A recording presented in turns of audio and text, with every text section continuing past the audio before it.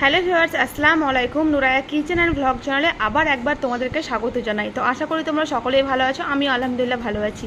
তো আমার মাঝে মাঝে ভিডিও দিতে ডিস্টার্ব হয়, তো তোমরা তার জন্য কিছু মনে করো না। চ্যানেলটা বাঁচানোর জন্য শরীরটা ঠিক মানে ভালো না যাওয়ার জন্যই কিন্তু আমি তোমাদেরকে রেগুলার ভিডিও দিতে পারি না। সবসময় চেষ্টা করি যে আমি এবার থেকে ইনশাল্লাহ রেগুলার ভিডিও দেবো, কিন্তু কোনোভাবেই হয় না। তো যাই হোক, দেখো আবার একবার মনের জোর নিয়ে চ্যানেলে ফিরে এলাম ভিডিও দেওয়ার জন্য। তো তোমরা একটু সাপোর্ট করবে প্লিজ, তোমাদের সাপোর্টেই আমি আবার মনের জোর ফিরে পাবো। তো চলো আজকের রেসিপিটা তোমাদের সঙ্গে আমি শেয়ার করব। তো এইভাবে চিকেন কষা যদি তুমি বাড়িতে একবার বানাও, তো তোমাকে সবাই আঙ্গুল চেটে ভাত খাবে। তো চলো বন্ধুরা, দেরি না করে এই রেসিপিটা তোমাদের সঙ্গে শেয়ার করি। তো যদি ভালো লাগে চ্যানেলের রেসিপি, তো অবশ্যই চ্যানেলটা সাবস্ক্রাইব দিও, পাশে থাকা বেল আইকনটি টিপে অল বাটনটি প্রেস করে দিও। তো ঠিক আছে বন্ধুরা, দেরি না করে রেসিপিটা শেয়ার করা যাক। তো বন্ধুরা দেখো, এখানে আমি নিয়ে নিয়েছি 1 কিলো চিকেন। তো চলো চিকেনের রেসিপি, চিকেন কষা রেসিপি আমি আজকে তোমাদের সঙ্গে শেয়ার করব। তো দেখো 1 কিলো চিকেন আমি এখানে কিন্তু শুধুমাত্র একটু লবণ আর একটু হলুদ মাখিয়ে রেডি করে রেখেছি, আর কিন্তু আমি এতে কিছুই দিইনি। তো চলো এখন রেসিপিটা তোমাদের সঙ্গে শেয়ার করা যাক। আর তার আগে বলবো, যদি আমার চ্যানেলের রেসিপি ভালো লেগে থাকে তো অবশ্যই চ্যানেলটা সাবস্ক্রাইব করে দিও, পাশে থাকা বেল আইকনটি টিপে অল বাটনটি প্রেস করে দিও, যাতে আমি রান্না শেয়ার করলে তোমাদের কাছে নোটিফিকেশান চলে যায়। তো চলো দেরি না করে রান্নাটা এখন শুরু করি। তো দেখো আমি এখন বসে দিয়েছি গ্যাসে কড়াইটা আমার গরম হয়ে গেছে। এখন আমি এখানে দিয়ে দেবো সরষের তেল। তো রান্নাটা কিন্তু আমি সরষের তেলে করব, সাদা তেলে রান্নাটা করব না।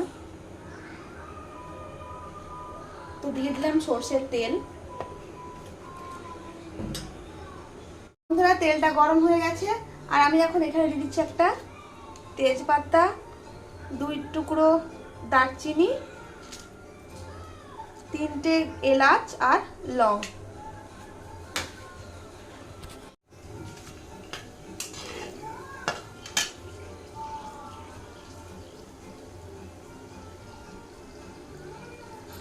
এবার আমি দিয়ে দেবো এখানে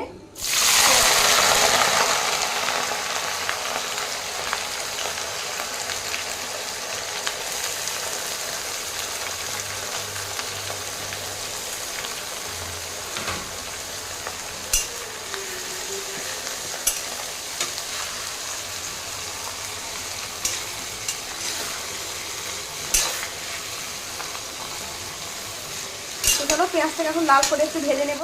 তো দেখে নাও বন্ধুরা, পেঁয়াজটা কিন্তু আমার ভাজা হয়ে গেছে। ব্যাস একটু লাল লাল পেঁয়াজ করলেই হবে। তো দেখো লাল লাল কিন্তু পেঁয়াজটা হয়ে গেছে। এখন আমি এখানে দিয়ে দেবো আদা রসুনের পেস্ট।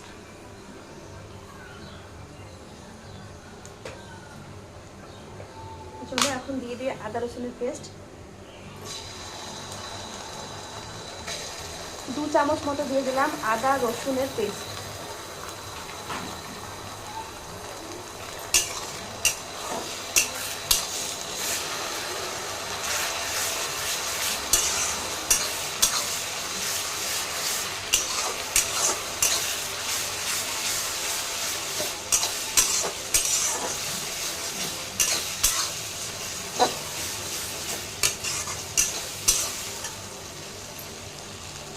এবার আমি এক এক করে দিয়ে দেবো গুঁড়ো মশলা।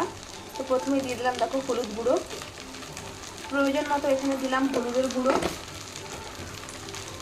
তারপরে দেবো এখানে স্বাদ মতো আমি লবণ।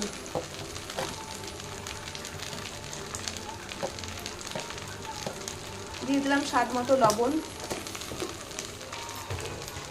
তারপরে আমি দিয়ে দেবো এখানে 1/2 চা চামচ মতো জিরে আর ধনের গুঁড়ো, 1/2 চা চামচ মতো। আর আমি এখানে গুঁড়ো লঙ্কা ব্যবহার করব না, আমার বাড়িতে বাচ্চা থাকার জন্য আমি এখানে ঝালটা স্কিপ করে দিচ্ছি। তোমরা অবশ্যই এখানে ঝালটা ব্যবহার করবে, কারণ একটু ঝাল না হলে কিন্তু খেতে টেস্ট লাগবে না। তো আমি যেহেতু বাচ্চার জন্য এখানে ঝালটা স্কিপ করলাম, তোমরা অবশ্যই ঝালটা এখানে দিয়ে দেবে। তোমাদের প্রয়োজন মতো তোমরা এখানে ঝালটা ব্যবহার করবে। তো মশলাটাকে এবার একটু ভালো করে কষিয়ে নিতে হবে।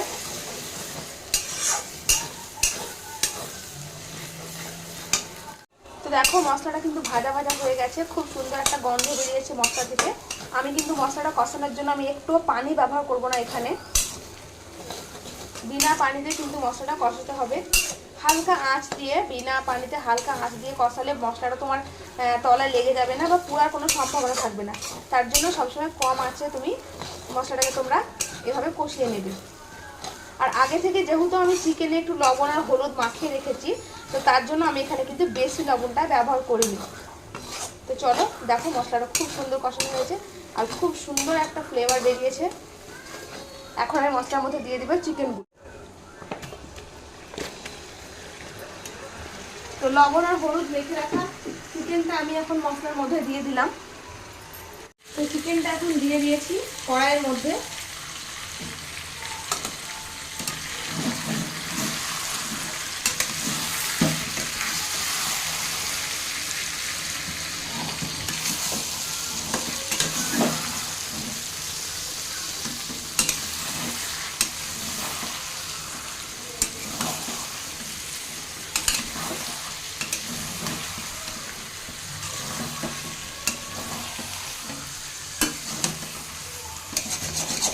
তো ভালো করে একটু নাড়াচাড়া করে নিই।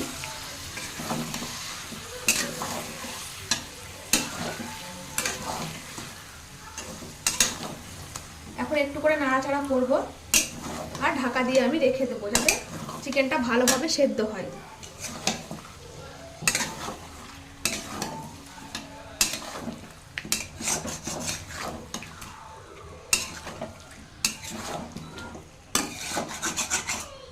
তো এই চিকেন কষাটা গরম গরম ভাত বা রুটি দিয়ে খেতে কিন্তু খুবই টেস্ট হয়।